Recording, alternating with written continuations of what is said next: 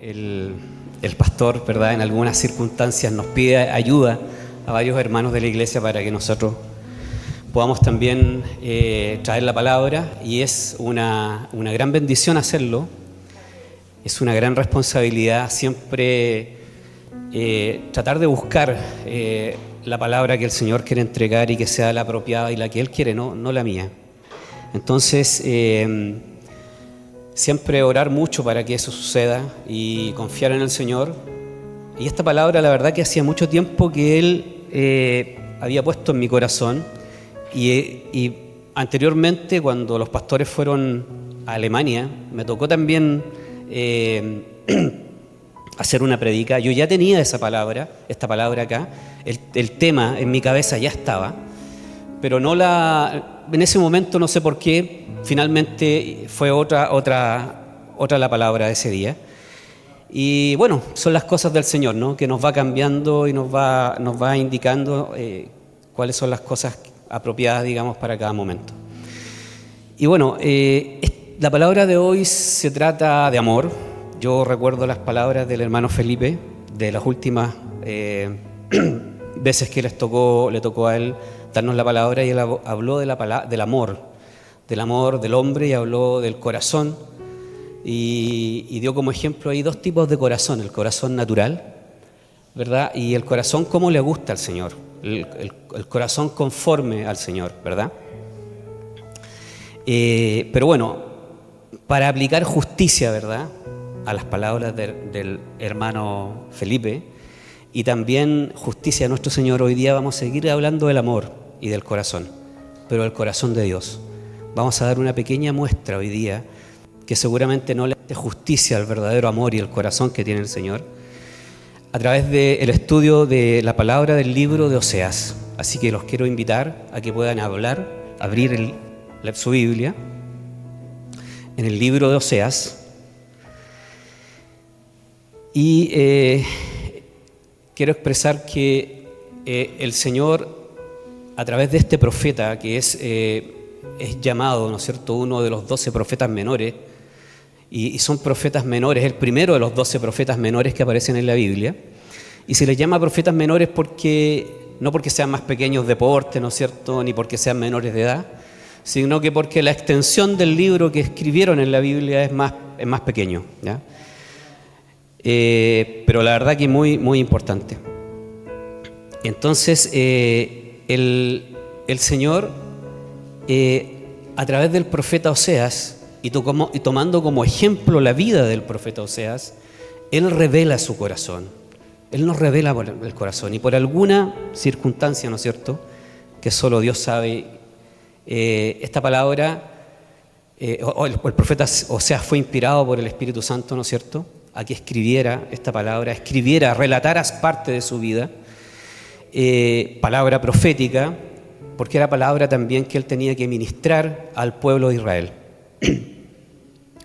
Y evidentemente que, a pesar de que aquí vamos a dar a conocer o a revelar, o el Señor nos revela parte de su amor, la verdad que nuestra mente, que es finita, nuestra mente humana, que es limitada, ¿no es cierto?, nosotros no tenemos la capacidad para poder dimensionar, para poder entender la anchura, la profundidad, el tamaño del amor que tiene el Señor con nosotros. No tenemos la capacidad, ¿ya? Y por eso a veces cometemos muchos errores, porque no comprendemos el amor del Señor. Muchas veces también nos apartamos del Señor porque no comprendemos ese amor. Y aquí espero en Dios, y confío que al ir revelando esta palabra podamos comprender con este ejemplo una parte de cómo es el amor del Señor, ¿ya? Oseas es un profeta que luego del periodo de David y del rey Salomón, el reino se sitúa, digamos, en ese contexto, por ahí por el año 750 a.C. Y en ese momento Israel se había dividido, el reino de Israel, en dos reinos. Por un lado, el reino del norte, que se llamaba Israel, y por otra parte el reino del sur, que era el reino de Judá y que estaba compuesto por las tribus de Benjamín y de Judá. Oseas principalmente ministró la tribu del norte, Israel, que estaba, o sea, el reino del norte, que estaba compuesto por 10 tribus, ¿ya? Y en ese momento estaba reinado por Jeroboam II, que era el rey que en ese minuto o en ese momento reinaba el reino de Israel, ¿ya? Oseas también fue contemporáneo a otros profetas como Isaías, Amós y Miqueas. Y en ese minuto el pueblo de Israel gozaba de alguna manera de una gran prosperidad económica, ¿ya? Había una gran prosperidad material, había una gran riqueza en el pueblo de Israel material, pero junto con esa riqueza material y prosperidad había mucha maldad, había mucha delincuencia, había corrupción moral. El pueblo de Israel se había vuelto un pueblo corrupto moralmente. Y reinaban, y esa era digamos, el contexto, muy parecido también al mundo de hoy, ¿verdad? Hoy día tenemos un mundo probablemente de mucha riqueza, de mucha materialidad, pero también de mucha maldad, de mucha delincuencia y de mucho, digamos, de mucha maldad, y mucha corrupción también. Bueno, con este deterioro moral, la verdad que el pueblo de Israel le había dado la espalda al Dios verdadero, ¿ya? Le había dado la espalda al Dios vivo y verdadero. Y ellos estaban adorando, cometiendo adulterio espiritual, y estaban adorando a Baal en esos minutos, que era un dios del clima y de la fertilidad agrícola, como le llamaban, un dios del clima y la fertilidad agrícola. Entonces ellos estaban cometiendo este adulterio espiritual, le habían dado la espalda al Señor, y así lo menciona la palabra, ¿no es cierto? Si nos vamos al capítulo 8, versículo 4 del libro de Oseas, la palabra nos dice que ellos establecieron reyes, pero no escogidos por mí, dice el Señor. Constituyeron príncipes, mas yo no lo supe. Su plata y su oro, de su plata y su oro hicieron ídolos para sí, para ser ellos mismos destruidos, ¿ya? Entonces el pueblo de Israel estaba cometiendo adulterio espiritual, y el Señor nos dice también en su palabra por qué ocurre esto. Si nosotros buscamos en este mismo libro, en la Escritura, y nos vamos al capítulo 4, versículo 6, el Señor nos explica por qué Israel hacía esto. Y aquí viene la primera reflexión, ¿verdad? En el capítulo 4, versículo 6, la palabra dice: mi pueblo fue destruido porque le faltó conocimiento. Por cuanto desechaste el conocimiento, yo te echaré del sacerdocio, y porque olvidaste la ley de tu Dios, también yo me olvidaré de tus hijos. Y el Señor nos da el motivo preciso por qué el pueblo de Israel se había vuelto idólatra, ¿verdad? Porque se había olvidado del Dios creador. Y es por la falta de conocimiento. Hermano, yo recuerdo que cuando yo me convertí al Señor, no hace tantos años, y comencé a estudiar la palabra y empecé a venir a la iglesia y a escuchar la palabra del pastor, y por mí mismo, ¿verdad?, sentí la necesidad de yo ponerme a estudiar la Biblia, dedicar tiempo a esto que antes nunca lo había hecho. La primera conclusión que se me vino a la cabeza, la primera revelación que tuve, y dije: yo era un ignorante, o sea, una persona completamente falto de conocimiento del Señor. Muchas veces antes, no voy a mentir, llené mi boca hablando de Dios y hablando del Señor, pero con un conocimiento absolutamente errado. Yo creía que era otra cosa. Entonces el Señor revela, y aquí viene la primera reflexión de esta palabra, es que la falta de conocimiento es grave, de verdad, en nuestra sociedad. Y es lo que tenemos hoy día en nuestra sociedad. Yo mismo soy un ejemplo. Yo cada vez que cuento y que trato de transmitir cómo yo me convertí al Señor, y lo primero que entendí fue que no tenía un conocimiento, que era un ignorante. Y eso es grave. Y no se trata y entendí que no se trata solo del conocimiento de conocer la palabra, ¿no? De relatar esta historia como la vamos a relatar hoy día, la historia de Oseas, sino que ese es el conocimiento que te transforma el corazón, el conocimiento que te cambia tu forma de vivir la vida. Hermano, tú, para hacer un ejemplo práctico, tú sabes que si sales a la calle y te vas caminando por el medio de la calle, puede venir un vehículo y te va a atropellar y te va a matar probablemente.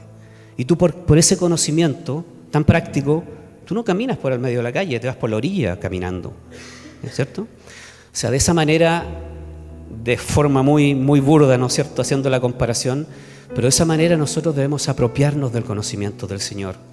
Debemos caminar en la vida llevando a cabo, haciendo acción este conocimiento día a día. No sacamos nada con saber si no lo aplicamos en nuestro hogar, en nuestro día a día.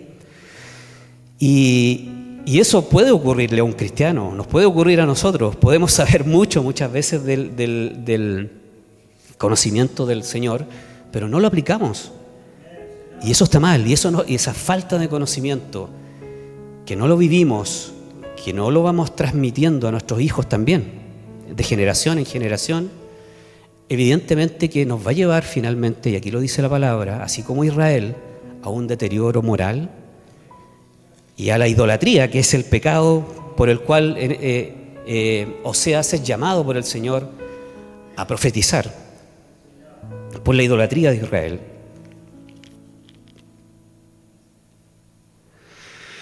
Bueno, haciendo esta introducción nos vamos a ir finalmente a la historia que nos convoca, ¿verdad?, que es la historia de Oseas. Bueno, el Señor quiere llevarle palabra profética a su pueblo de Israel, y para eso Él usa a su profeta Oseas, ¿ya?, que era un hombre de Dios, Oseas, un profeta. Y Oseas el Señor le pide a Oseas que se case con Gomer, ¿ya?, una mujer que es prostituta, ¿verdad? Eso le pide el Señor a Oseas, ¿ya? Y la palabra del Señor dice lo siguiente. Vamos a irnos al capítulo 1, versículo 2. Dice: el principio de la palabra de Jehová por medio de Oseas.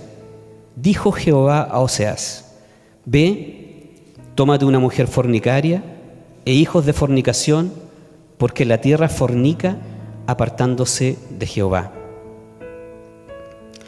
Entonces,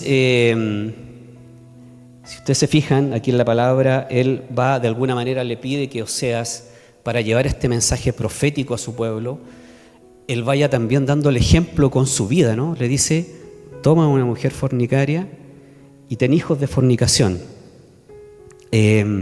Aquí hay algunas distintos puntos de vista de las personas que han estudiado esto, que estudian la Biblia, de los sabios que estudian la Biblia, ¿verdad? Hay distintas interpretaciones de esto. Algunos dicen que Oseas se casó con Gomer cuando ya ella, siendo prostituta, una versión. Y hay otra versión que dicen que no, que Oseas, la verdad que esta historia la cuenta en retrospectiva, ¿verdad? Y que cuando se casa con Gomer aún no era prostituta, ¿ya? Y que después ella se vuelve a la prostitución dentro del matrimonio. Cualquiera sea el caso, el asunto es que Oseas sabía lo que le iba a ocurrir, ¿verdad? Él sabía lo que le iba a ocurrir, siendo Gomer prostituta antes de casarse o siendo prostituta después. El asunto es que él sabía que esa mujer se iba a prostituir y iba a tener hijos de prostitución, ¿ya? Ese era el destino que a él le tocaba, ¿verdad? Y bueno, y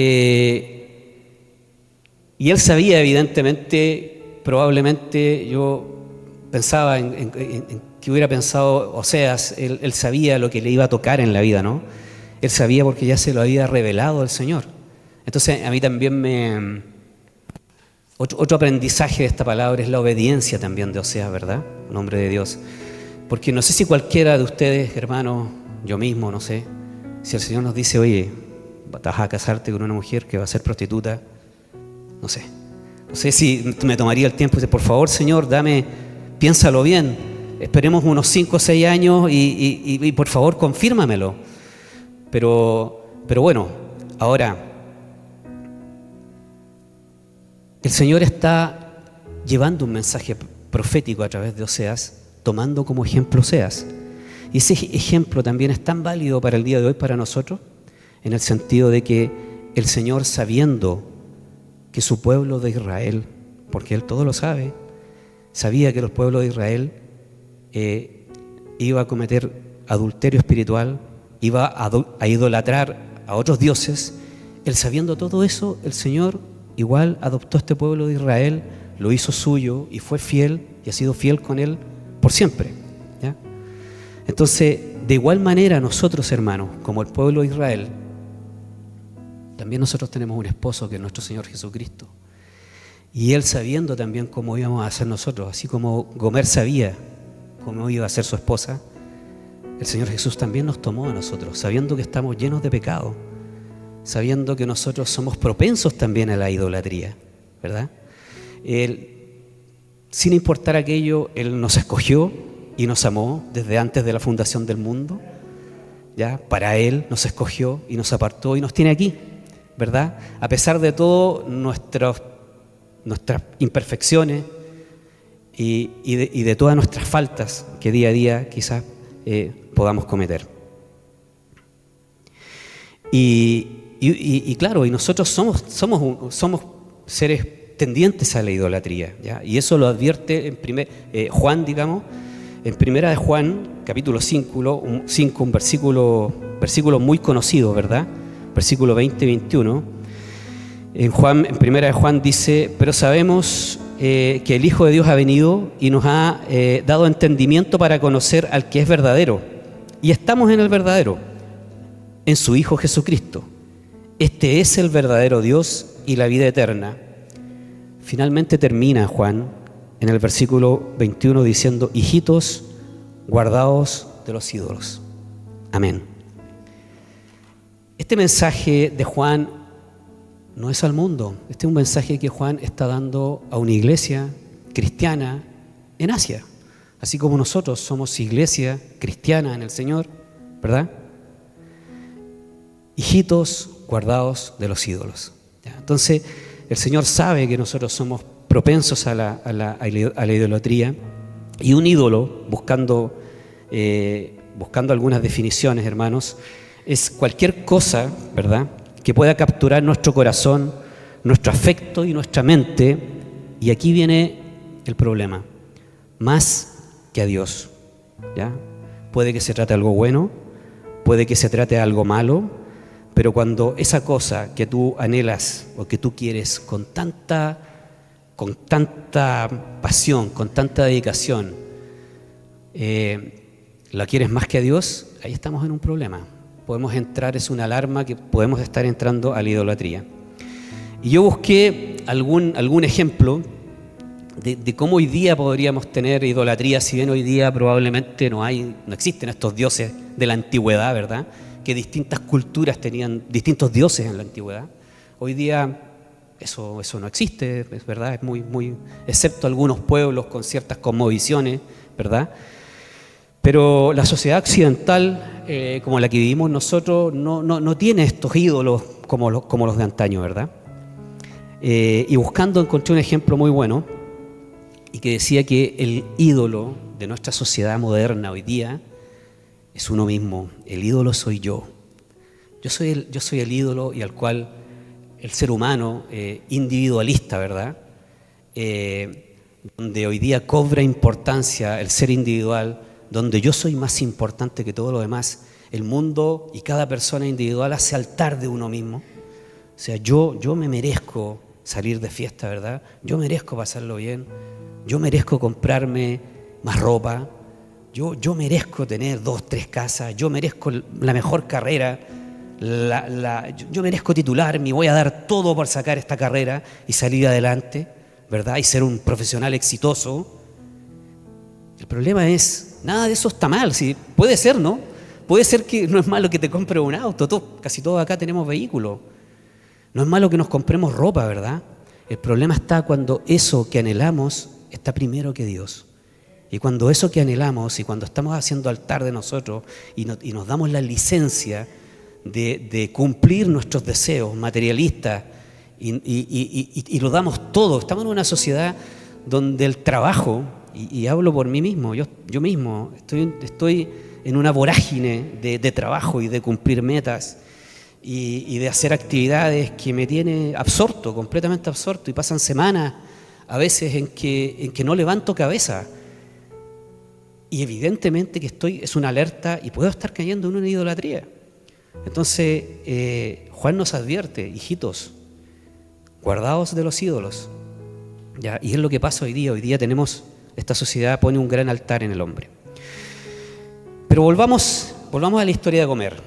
El Señor le había dicho a Gomer, ¿verdad?, que tenía que contraer le había dicho a Oseas que tenía que contraer matrimonio con Gomer, una mujer que iba a cometer adulterio, que iba a ser prostituta.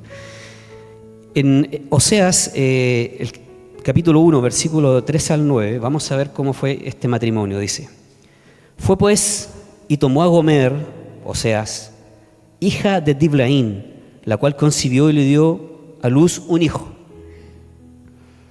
Y le dijo Jehová: ponle por nombre Jezreel, porque de aquí a poco yo castigaré a la casa de Jehú por causa de la sangre de Jezreel, y haré cesar el reino de la casa de Israel.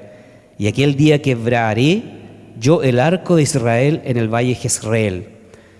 Concibió ella otra vez y dio a luz una hija, y le dijo Dios: pon por nombre Lo-ruhama, porque no me compadeceré más de la casa de Israel, sino que los quitaré del todo.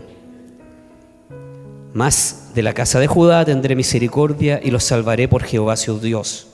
Y no los salvaré con arco, ni con espada, ni con batalla, ni con caballos, ni jinetes.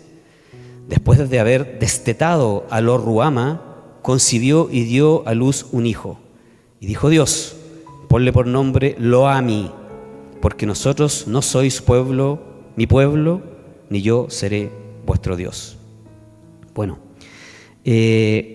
nuevamente recordando, ¿no es cierto?, que el Señor, a través de la vida de Oseas, está tratando de dar un mensaje profético a su pueblo. Y los hijos que concibió Gomer tenían nombres proféticos, ¿verdad? En el caso de Jezreel significa esparcir, dispersar al pueblo de Israel. Estaba profetizando lo que iba a pasar, ¿verdad? Gomer dice Lo-ruhama, que es no compadecida, sin misericordia. El Señor no iba a tener misericordia de su pueblo. Y finalmente el hijo Lo-ami, no pueblo mío o no mi pueblo, ¿ya? Bueno, no solamente el Señor está dando un mensaje profético con los nombres de los hijos de Oseas, sino que de alguna manera aquí también probablemente se está mostrando, y vamos a ver el detalle de la palabra, que algunos hijos de Gomer probablemente no eran de Oseas, y ya estaba Gomer cometiendo adulterio, ¿verdad? Fíjense en el detalle, dice: dijo Jehová, el primero, fue pues y tomó a Gomer, hija de Diblaín, la cual concibió y le dio a luz un hijo, le dio. Noten ese detalle. Después dice, concibió otra vez y dio a luz. No le dio, ¿verdad? Y el tercer hijo dice, después de haber destetado a Lo-ruhama, concibió nuevamente y dio a luz un hijo. Y aquí evidentemente ya probablemente el tercer hijo ya no era hijo de Oseas, porque bueno, le puso por nombre Lo-ami, porque vosotros no sois mi pueblo. ¿Ya? Entonces yo me imagino lo difícil que debe haber sido para Oseas en ese tiempo, porque era el profeta del Señor y él tenía que llevar esta palabra a su gente, a su pueblo, al reino de Israel. Él tenía que ir a los templos y tenía que llevar este mensaje del Señor. Y debe haber sido muy difícil para Oseas, porque ustedes saben, el dicho ese, ¿no es cierto?, de los pueblos pequeños, de las sociedades en que vivimos, muy copuchentas, ¿verdad? Entonces debe haber sido muy difícil él tratando de dar el mensaje del Señor y diciéndole al resto de la gente, muchas veces probablemente yo me imaginaba, oye, pero ¿qué hablas tú si, no sé, tu mujer te engaña? Entonces, ¿de qué me hablas? ¿De qué, cómo vas a ser tú, ¿no no sé, un hijo de Dios, un profeta del Señor. No, debe haber sido muy difícil para Oseas llevar ese mensaje a su pueblo. Y por alguna razón, ¿verdad?, a pesar de probablemente la fidelidad que debe haber tenido Oseas, porque ya como vimos su obediencia, probablemente él cumplía como esposo, digamos, era fiel a su mujer, debe haber sido muy difícil. Pero por alguna razón, ¿verdad?, que probablemente aquí la palabra nos revela, para Gomer no fue suficiente el amor de Oseas y el compromiso y la fidelidad de Oseas, y ella salió en busca de sus amantes y siguió a sus amantes. Y así lo revela la palabra. Dice en Oseas 2:5, dice: porque su madre se prostituyó, la que dio a luz se deshonró, porque dijo: iré tras mis amantes, que me dan mi pan y mi agua, y mi lana y mi lino y mi aceite y mi bebida.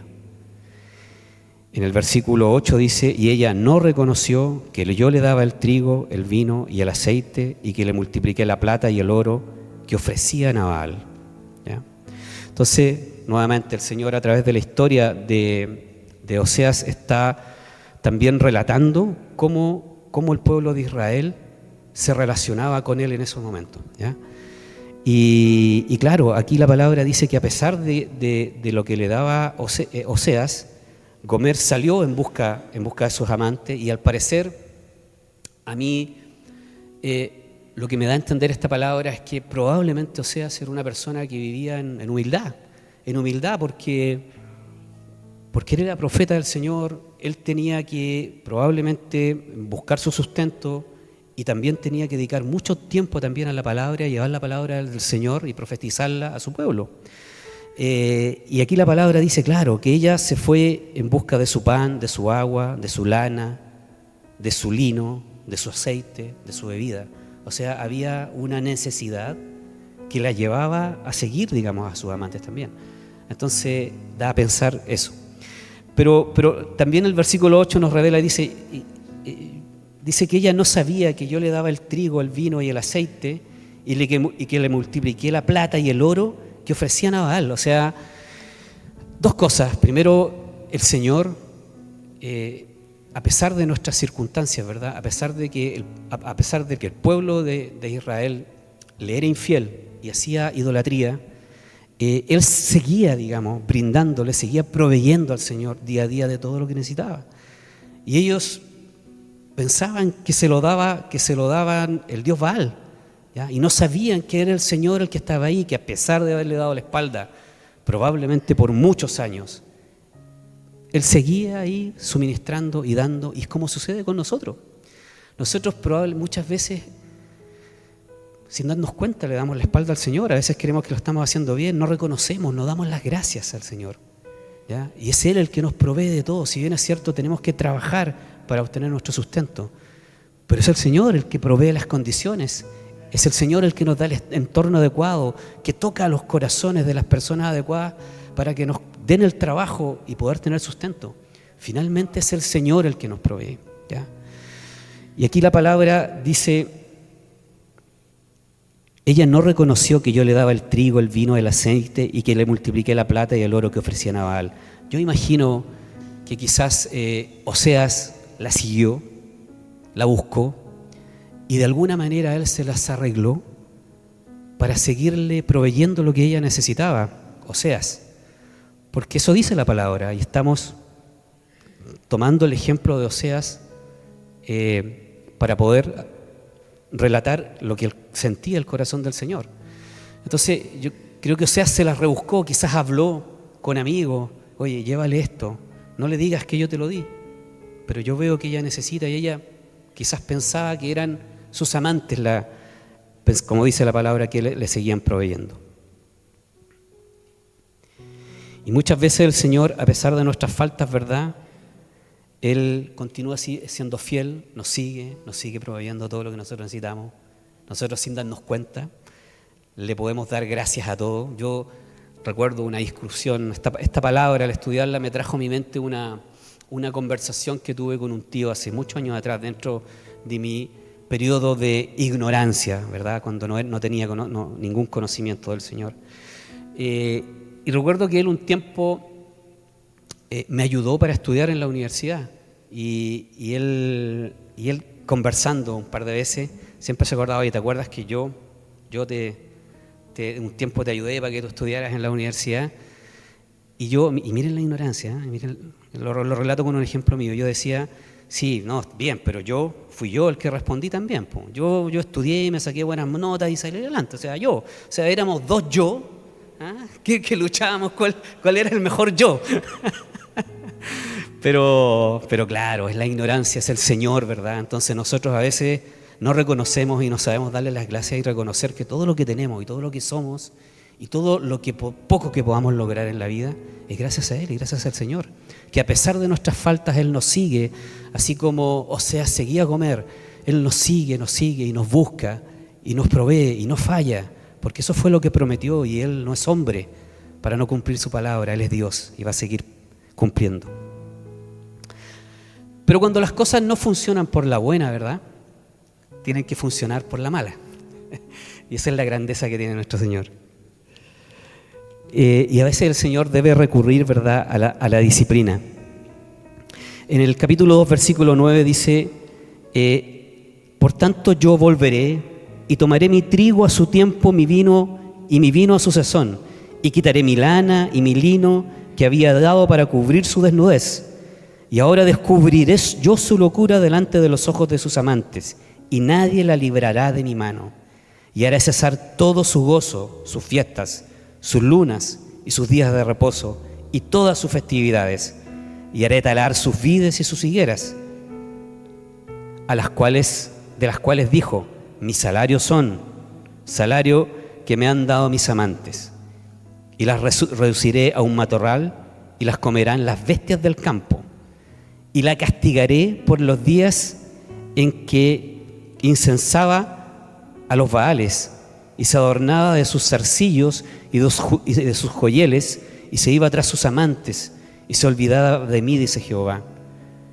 Pero he aquí que yo le atraeré y la llevaré al desierto y hablaré a su corazón. Entonces a veces nosotros necesitamos que el Señor nos lleve al desierto y nos hable al corazón. Porque, bueno, Él nos escogió, Él nos tiene acá y Él no nos va a perder.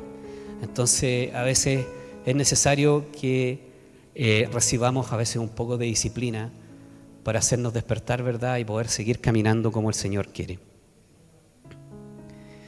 Bueno, el asunto es que después de que Gomer sigue a sus amantes, yo no sé cuánto tiempo habrá pasado desde que ella deja a Oseas y va en busca de sus amantes. El asunto es que la palabra nos relata que ella, después de ser desechada, probablemente deteriorada, muy destrozada, en una condición probablemente deplorable, desechada ya por sus amantes, ella es puesta a la venta en un mercado de esclavos, ¿ya? Y bueno, y nuevamente las fidelidades de Oseas, y a través de la palabra del Señor, el Señor le instruye a Oseas que vaya, que la busque, que la compre nuevamente, que la haga nuevamente su mujer, ¿verdad? Y no solamente eso, sino que además renueve sus votos con ella, ¿ya? De alguna manera el Señor aquí, en esta palabra, nos revela cómo es su corazón con nosotros, ¿ya? Y ese es el mensaje más importante que hay acá. La palabra dice en el versículo 3:1, dice Oseas: me dijo otra vez Jehová, ve, ama a una mujer amada de su compañero, aunque adúltera, como el amor de Jehová para con los hijos de Israel, los cuales miran a dioses ajenos y aman tortas de pasas. La compraré entonces para mí por 15 siclos de plata y 1 homer y medio de cebada, y le diré: tú serás mía durante muchos días, no fornicarás ni tomarás otro varón, lo mismo haré yo contigo. ¿Ya? Para que ustedes se hagan una idea, por ahí leí que en esos tiempos un esclavo costaba 30 siclos de plata. Bueno, a Homer la compró por 15 siclos, o sea, la mitad de lo que valía un esclavo, para entender a lo mejor la condición que ella tenía en ese tiempo, pero él en obediencia nuevamente, en tremenda obediencia al Señor, fue, la buscó, la compró, se la llevó para él, y no solo eso, en obediencia, sino que además renovó sus votos, y de corazón, en definitiva: yo te amaré por el resto de tu vida, tú serás mi mujer, y yo de la misma manera me voy a portar contigo. O sea, yo no me voy a vengar, no te voy a engañar, yo haré exactamente lo mismo contigo, voy a renovar mis votos, y vas a ser mi mujer amada, y te voy a cuidar, y te voy a proteger, de aquí hasta que la muerte nos separe, ¿verdad? Entonces, este incidente revela el corazón del Señor y cómo es el Señor con nosotros, que a pesar de todas nuestras faltas que podamos tener, Él nos busca y renueva sus votos con nosotros, porque Él no es hombre, porque su palabra es verdadera. Y la verdad es que en esta palabra, Oseas en ninguna palabra revela su corazón, pero sí lo revela el Señor. Oseas en ninguna palabra, él dice cómo se siente en esta vida que le tocó vivir, pero sí lo revela el corazón, el Señor. Y esta palabra, digamos, es muy bonita, ¿no? Yo los invito a leerla en el capítulo 11 de Oseas. Primero, los versículos del 1 al 4. Aquí Dios nos revela el corazón. Dios se compadece de su pueblo Israel y también es misericordioso con su pueblo Israel. La palabra dice: cuando Israel era muchacho, yo lo amé, y de Egipto llamé a mi hijo. Cuanto más yo lo llamaba, tanto más se alejaban de mí. A los Baales sacrificaban y a los ídolos ofrecían sahumerios. Yo con todo eso enseñaba a andar al mismo Efraín, tomándolo de los brazos, y no conoció que yo le cuidaba. Con cuerdas humanas los atraje, con cuerdas de amor, y fui para ellos como los que alzan el yugo sobre su cerviz, y puse delante de ellos comida. En el versículo 8 dice: ¿cómo podré abandonarte, oh Efraín? ¿Te entregaré yo, Israel? ¿Cómo podré yo hacerte como Adma o ponerte como a Zeboín? Mi corazón se conmueve dentro de mí, se inflama toda mi compasión. Esta palabra, hermano, no hay palabras para poder expresar el amor que el Señor le tiene a su pueblo de Israel, ¿verdad? Y cómo Él revela aquí su corazón, ¿ya? Y tan lleno de amor, tan lleno de compasión. Y Él relata cómo fue cuidando a su pueblo de Israel desde pequeño, ¿verdad? Hasta que el pueblo obviamente lo defrauda, ¿no es cierto? Pero Él se compadece de su pueblo amado y dice: pero ¿cómo te voy a abandonar? ¿Cómo te voy a dejar? No te puedo dejar. Entonces, por eso digo, es incomprensible, no hay palabras para poder expresar y poder entender cómo es el amor del Señor. Bueno, lo mismo nos pasa a nosotros con Jesucristo, ¿ya? Él es el marido, el esposo de la iglesia, y ese mismo amor es el que nosotros hoy día podemos gozarnos por gracia de Él, y solo porque Él así lo quiso. Bueno, hermanos, esta palabra, y ya para ir finalizando, esta palabra nos deja varias reflexiones. Yo los invito a que ustedes después, en la tranquilidad de la casa, puedan leer esta palabra, la puedan estudiar y puedan seguir reflexionando. Por nombrar algunas de las reflexiones que nos deja esta palabra, primero la obediencia de Oseas, ¿verdad? Una obediencia, es un ejemplo de obediencia del Señor, como Él, a pesar de todo eso. Y es que bueno, yo pienso también Oseas, no solo por el conocimiento que él tenía, sino por la obediencia al Señor, sino porque él tenía un amor genuino por su mujer Gomer, y estaba dispuesto a todo también por seguirla y acompañarla y recuperarla. La segunda reflexión también es la importancia, ¿no es cierto?, de buscar y transmitir el conocimiento del Señor, ¿ya? Y eso es un conocimiento que se lleva a la acción. No podemos dejar de vivir ese conocimiento y sobre todo en el hogar y con todo lo que hacemos y con los hijos en especial, porque con ellos tenemos que ser capaces de transmitir ese conocimiento.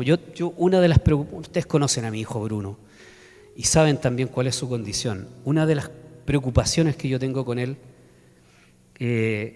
incluso más importante que a veces que él se recupere, es cómo transmito yo este conocimiento, cómo le transmito a él, si él no entiende mucho de las cosas todavía.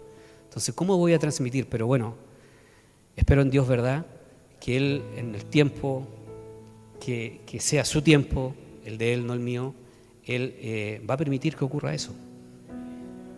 Y nosotros vamos a ser testigos para verlo, nuestra iglesia. Otra reflexión muy importante, ¿no es cierto?, es que nos muestra la cara del pecado, nos muestra la cara del adulterio también, ¿verdad? Y que debemos cuidarnos de ese pecado y que debemos examinarnos. Yo los invito a que hagamos un examen de nosotros, de cómo somos nosotros, de la importancia que le damos al ser que llevamos dentro. Yo siempre recuerdo un amigo, una talla de un amigo, les pido que no se rían, por favor. Una talla de un amigo que siempre él decía qué es lo que es el orgullo, decía. Y decía que el orgullo es un pequeño argentino que llevamos todos nosotros acá adentro. Y bueno, nosotros tenemos que examinarnos, porque puede que le demos más importancia a nuestras cosas que a las cosas del Señor.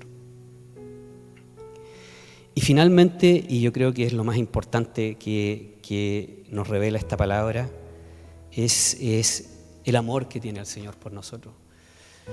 O sea, en la Biblia yo creo que hay muchas partes de la Biblia donde está revelado el amor del Señor. La misma muerte de nuestro Señor Jesucristo en la cruz, el dar a su Hijo unigénito para rescatar a su pueblo, para salvarnos de los pecados, con su sangre nos limpia y lava nuestros pecados. Eso es un ejemplo de amor. Pero yo creo que hay pocos pasajes quizás en la Biblia que nos revelan el corazón del Señor como lo revela el libro de Oseas. Por eso la invitación también a leerlo. Y nosotros, y esta palabra nos revela también que nosotros gozamos de un tremendo amor del Señor y tenemos que tomar conciencia de eso. Nosotros no somos necesitados, hermano. Si tú eres cristiano, tú no necesitas amor. Tú no necesitas amor. Tú ya tienes el amor del Señor. Y tienes un amor tan inmenso, tan extravagante, un amor que sobrepasa todo. Entonces, o sea, en definitiva, nosotros no podemos ser víctimas. Tenemos un exceso de amor del Señor. Al contrario, nosotros tenemos la responsabilidad de este amor tan grande y tan inmenso, compartirlo y llevarlo a las personas que no conocen de este amor. Y esa es nuestra responsabilidad, ¿verdad? Vamos a finalizar la palabra de hoy, hermanos, con un versículo de la Biblia que está en Romanos, Nuevo Testamento, capítulo 8, versículos del 38 al 39. Dice: por lo cual estoy seguro de que ni la muerte, ni la vida, ni ángeles, ni principados, ni potestades, ni lo presente, ni lo porvenir, ni lo alto, ni lo profundo, ni ninguna otra cosa creada nos podrá separar del amor de Dios, que es en Cristo Jesús nuestro Señor. Amén. Los invito a que se pongan de pie, hermano.